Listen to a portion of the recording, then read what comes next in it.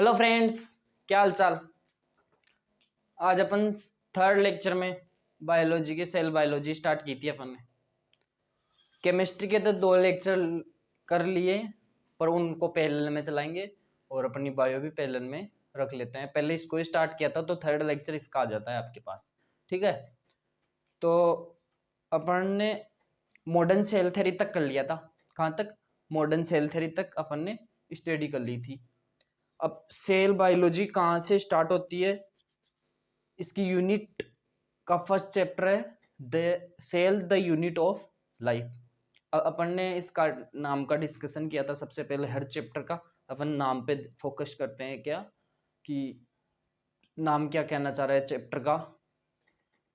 हर चीज नाम से स्टार्ट हो जाता है, उसका मीन्स क्या कहना चाह रहा है। ठीक है, अपन ने सबसे पहले वही देखा था कि सेल ने तो अपन ने 9th क्लास से 8th क्लास से पढ़ते हैं सेल क्या है।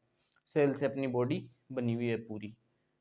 यूनिसेलुलर भी होते हैं, मल्टी सेलुलर भी होते हैं। अपन मल्टी सेलुलर में आते हैं जिसमें अपनी मल्टी सेलुलर सेल्स होते हैं, जिसमें टिश्यू बन जाते हैं बाद में। टिश्यू के बाद ऑर्गन बन जाते हैं, ऑर्गन के बाद ऑर्गन सिस्टम बन जाता है। ठीक है, यूनिसेलुलर में सिंगल सेल होती है। सेल का इंट्रोडक्शन में अपन ने चैप्टर में देखा था कि अपनी यूनिट के बारे में बात की थी सेल ने। किसके बारे में? यूनिट के बारे में। तो यूनिट का मीन्स एक होता है। ठीक है, तो यूनिट एक चीज है, मतलब एक है यूनिट। तो उसी के बारे में अपन पूरा डिस्कस करेंगे कि ये सेल क्या है, ये सेल में क्या क्या चीज होती है, कैसी सेल डिवाइड होती है। ये तो नेक्स्ट चैप्टर में होगा।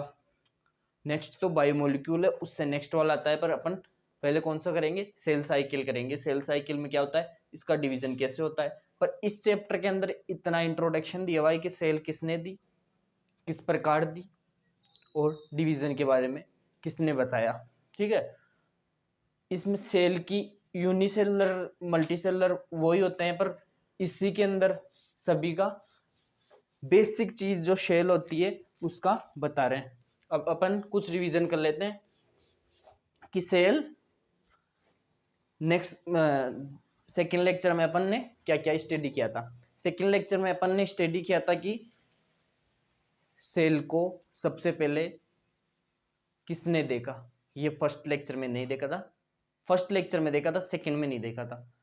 फर्स्ट में क्या चेक किया था कि अपनी एनसीईआरटी 2 साइंटिस्ट के नाम लिखते हैं। क्या क्या?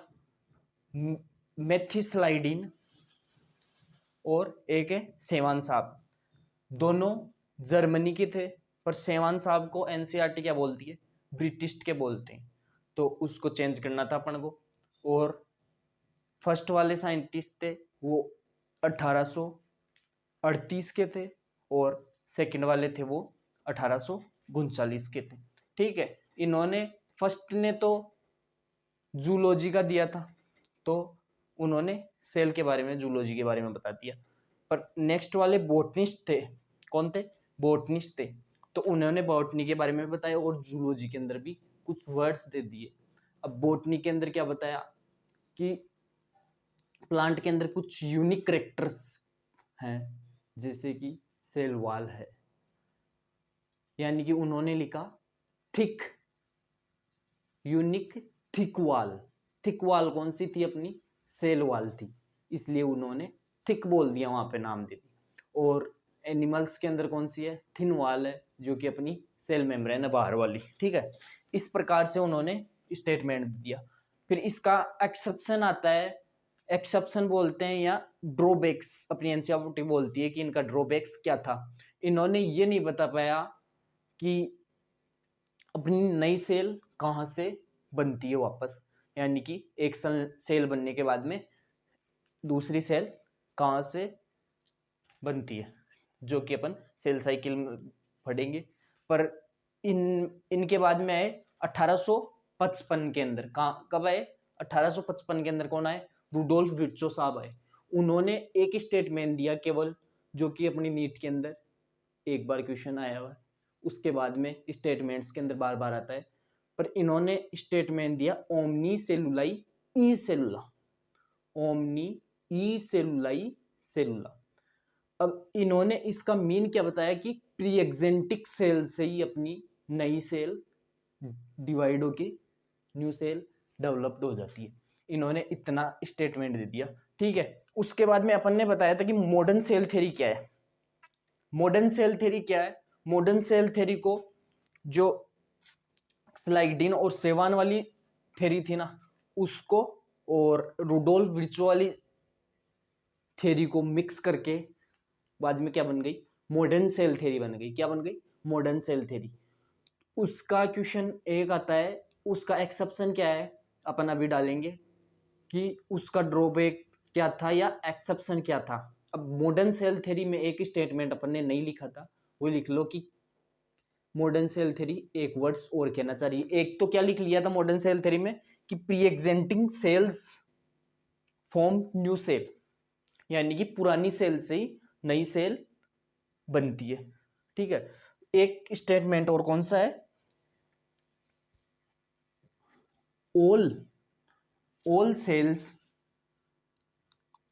in all cell in the all cell in the all cells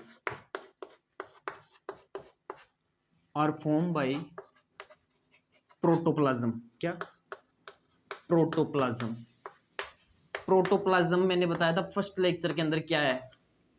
protoplasm क्या था? प्रोटोप्लाज्म था क्या अपना? Nucleus plus cytoplasm, nucleus plus cytoplasm, और उसके अंदर सेल मेम्ब्रेन ऐड कर दूं तो प्रोटोप्लास्ट हो जाएगा। और cell membrane less cell membrane बोलूं तो क्या हो जाएगा? प्रोटोप्लाज्म, ठीक है। इस प्रकार से ये स्टेटमेंट और कर लो। अब इसमें क्या लिखा है? जिसमें प्रोटोप्लाज्म होंगे वो सेल है। मॉडर्न सेल थ्योरी ये बोल रही है, पर एक आता है कौन सा? वायरस। वायरस है। कौन है? वायरस। अब मॉडर्न सेल थ्योरी के अपन क्या लिखेंगे? एक्सेप्शंस लिखेंगे। Exception, exceptions of modern cell theory. क्या? Exceptions of modern cell theory. Exception of modern cell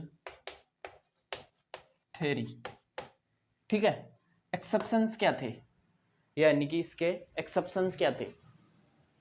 first exception आता है अपना virus.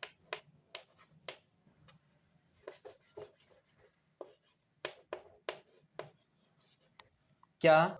Exception of modern cell theory. Modern cell theory में सबसे पहले कौन है? वायरस है। कौन है? वायरस। और वायरस के अंदर क्या है? एक्सेप्शन क्या है? यानी कि वायरस किससे बनता है? अपने वायरस किसको बोलेंगे? अभी अभी कोरोना वायरस ही आया था, कोविड-19, ठीक है, तो वो वायरस ही था। अब वायरस में क्या दिक्कत होती है? Connecting link between living and non living, यानी ये कनेक्टिव लिंक होता है किससे? लिविंग और नॉन लिविंग से। यानी कि ये लिविंग से कनेक्ट होने के बाद ही लिविंग होता है अपने आप, पहले तो नॉन लिविंग रहता है। तो अब इसको सेल में कन्वर्ट लिविंग में मानेंगे या नहीं मानेंगे? इसका ये है। तो इसके अंदर क्या है? इसको लिविंग माने। अब इसको मानेंगे तो इसका एक दिक्कत क्या है फिर? इसके अंदर एब्सेंट प्रोटोप्लाज्म होता है। प्रोटोप्लाज्म एब्सेंट है इसमें। प्रोटोप्लाज्म क्या है? एब्सेंट है इसमें। प्रोटोप्लाज्म एब्सेंट है इसमें, ठीक है। इसलिए ये एक्सेप्शन हो गया कि अपने में तो क्या लिखा हुआ था? जिसमें प्रोटोप्लाज्म होगा वो क्या है? लिविंग है। पर ये लिविंग भी है, पर प्रोटोप्लाज्म एब्सेंट है। क्या है? एब्सेंट है। इसलिए इसके नेक्स्ट कौन सा आता है? नेक्स्ट देख लो एक बारी, आरबीएससी और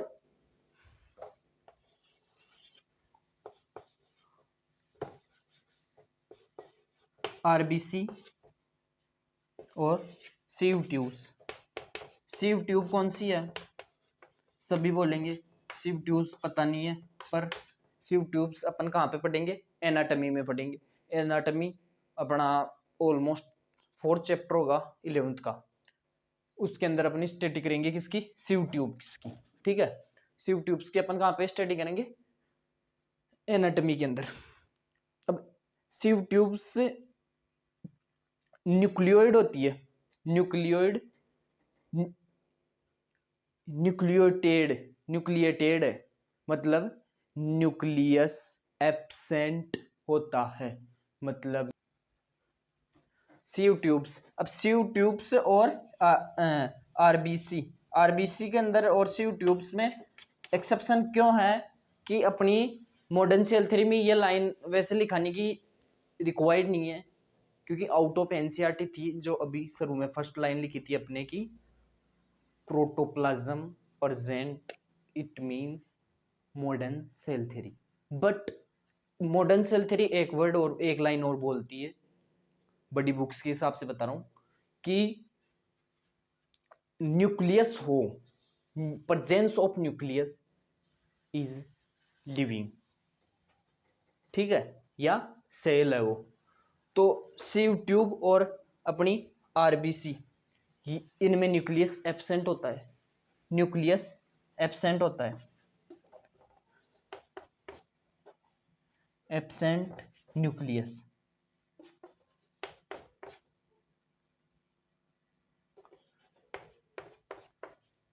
ठीक है, तो क्या ये सेल और लिविंग नहीं है? इससे ये कंफर्म नहीं होता। इसको ऐसे कैसे छाप लेंगे पॉज करके, ठीक है, और रिवाइज कर लेंगे एक बार सभी कि वायरस तो एक्सेप्शन क्यों है? क्योंकि कनेक्टिव लिंक्स होते हैं इसके अंदर लिविंग और नॉन लिविंग से, यानी कि ये है पर ऐसे लिविंग नहीं है, अभी प्रेजेंट में है ना, तो लिविंग नहीं है। कोविड था, कोविड उड़ता हुआ या ऐसे है, नॉन लिविंग पे होगा, ये से मानो कि नॉन लिविंग पे है तो नॉन लिविंग है, और लिविंग से टचिंग होगा तो लिविंग हो जाएगा, तो उसको लिविंग मान के चलेंगे। तो उसमें प्रोटोप्लाज्म एब्सेंट होता है, प्रोटोप्लाज्म एब्सेंट होता है। अपनी मॉडर्न सेल थ्योरी क्या बोलती है कि protoplasm, presence of protoplasm is modern cell theory. ठीक है, इस हिसाब से अपन लेके चलते हैं। अब अपन नेक्स्ट देखेंगे क्या? नेक्स्ट अपने इसके बाद में अपन ने शेप्स और साइज दी हुई है, किसमें? शेप्स और साइज दी हुई है अपनी एनसीईआरटी के अंदर, उनको याद करना है। सबसे पहले साइज देख लेते हैं, हेडिंग एक साथ ही डाल देता हूं, शेप्स और साइज किसकी? किसकी? अपनी जो सेल्स होती है ना, उनकी बात हो रही है। इस चैप्टर में तो किसकी बात चलेगी? सेल्स की चलेगी, ऑफ सेल्स, सेल्स की बात चलेगी। अपन चैप्टर ही सेल वाला पढ़ रहे हैं। ठीक है, सबसे फर्स्ट कौन किसको लेंगे? सबसे बड़ी तो अपनी होती है यूकेरियोट्स की। किसकी? यूकेरियोट्स की।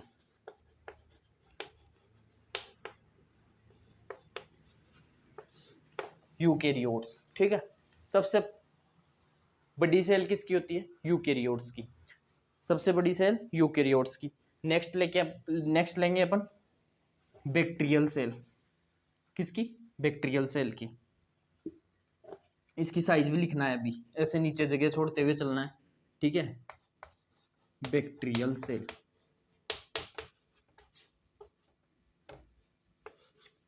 उसके बाद सर, उसके बाद भी देखना है अपनों को। बैक्टीरियल सेल के बाद में आता है mycoplasma. Mycoplasma sir biology classification में अपनी स्टडी करेंगे, जिससे हर साल एक क्वेश्चन आता है। किससे? माइकोप्लाज्म में।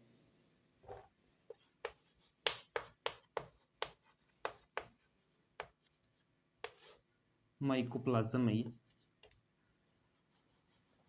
इसकी साइज लिख लो, साइज देख लो एक बारी। साइज सबसे बड़ी कैसे है? सबसे फर्स्ट की कितनी होती है? एनसीईआरटी लिखती है 10 से 20 माइक्रोमीटर। अब ये माइक्रोमीटर क्या है, फिजिक्स की चीज़ है, जो अपन फिजिक्स में आएंगे तब पढ़ेंगे कि माइक्रो कितना होता है। और बैक्टीरियल सेल कितनी होती है, 2 से 5 माइक्रोमीटर। बैक्टीरियल सेल कितनी होती है, 2 से 5 माइक्रोमीटर। एक साथ बोलेंगे, सबसे बड़ी eukaryotic cell, bacterial cell, mycoplasm cell. उसके बाद में भी और लिखनी है, पर पहले इनकी साइज लिख लो। और माइकोप्लाज्म की कितनी है, माइकोप्लाज्म की होती है 0.1 से लेके 0.03 माइक्रोमीटर ऑलमोस्ट। माइकोप्लाज्म को अपन पीपीएलओ भी बोलते हैं, पीपीएलओ। पीपीएलओ क्यों बोलते हैं सर, इसकी फुल फॉर्म क्या है, प्लूरो निमोनिया होते हैं, या फिनोमिनन मान लो।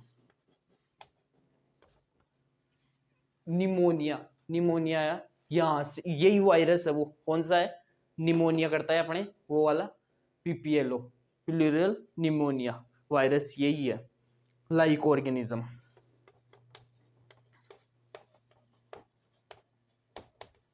ठीक है। अब इसके बाद में कौन सा है, माइकोप्लाज्म के बाद में अपनी एनसीईआरटी लिखती है किसको, वायरस को, जो कि अपन सेल साइकिल में बायोलॉजी क्लासिफिकेशन के अंदर लास्ट के कुछ एडिशनल यानी कि टॉपिक्स हैं, वायरस और वायरड और भी है उसके अंदर, जो अपन बायोलॉजी क्लासिफिकेशन के अंदर स्टडी करेंगे। नेक्स्ट कौन सा है, वायरस। और इसके बाद में कौन सा है, वायरोइड। कौन सा है, वायरोइड।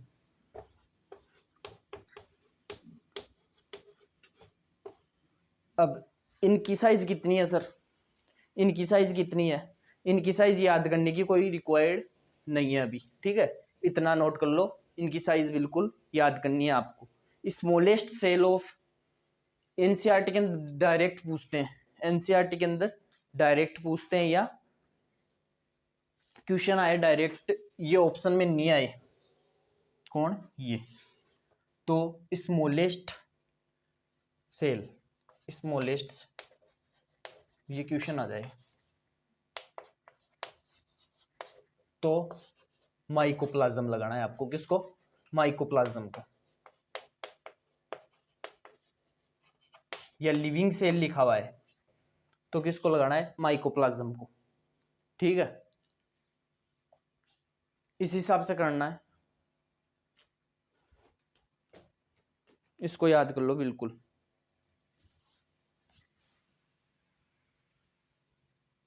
इस हिसाब से छाप लो बिल्कुल।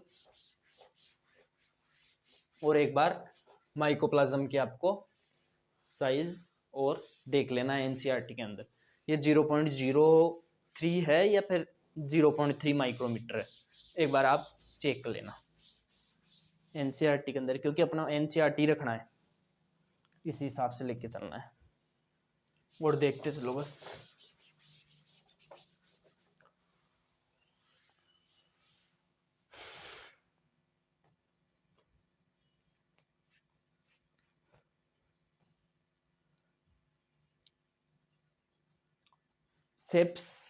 शेप अपन ने कुछ लिखी नहीं है, जो कि क्लोरल सेल, कोमा सेल वाली आएगी, वो भी अपनी एनसीईआरटी में इस चैप्टर में भी और बायोलॉजी क्लासिफिकेशन के अंदर भी है, दोनों चैप्टर्स के अंदर इसको दिया हुआ है। क्लोरल कोमा सेप वाली आएगी, स्पेरुलम स्पेरिकल सेप आएगी, क्या देख लेना एक बार, ठीक है, और मैं लिखा रहा हूँ आगे, ठीक है, चलते हैं आगे।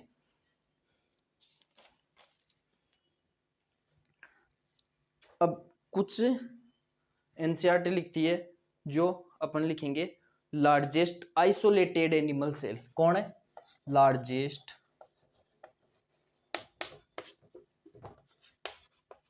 Isolated animal cell, largest isolated animal cell देखना है। किसको देखना है? आइसोलेटेड पे फोकस कर रहा हूं मैं। ओस्ट्रिच एग कौन है? ओस्ट्रिच एक पक्षी आता है। पक्षी मतलब एक जानवर है उड़ने वाला। ओस्ट्रिच एग, इसका अंडा बोल दो, या ये खुद भी सबसे क्या है? लार्जेस्ट है। लार्जेस्ट पे भी आपको फोकस करना है, क्योंकि अभी मैं लिखाऊंगा लॉन्गेस्ट सेल कौन सी है। ठीक है, अब अपन देखेंगे नेक्स्ट कौन सी? Largest plant cell.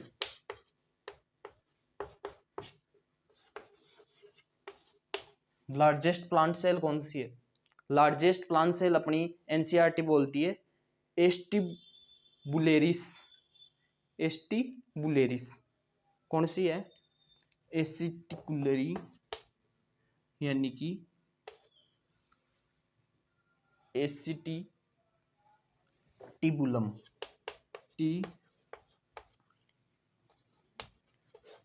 एसिटिबुलेरिया। एक बार मीनिंग आपको देख लेना है, ठीक है। एसिटिबुलेरिया कुछ यही है, जो कि इतना इंपॉर्टेंट नहीं है, आउट ऑफ एनसीईआरटी है। वैसे तो क्या है? आउट ऑफ एनसीईआरटी है।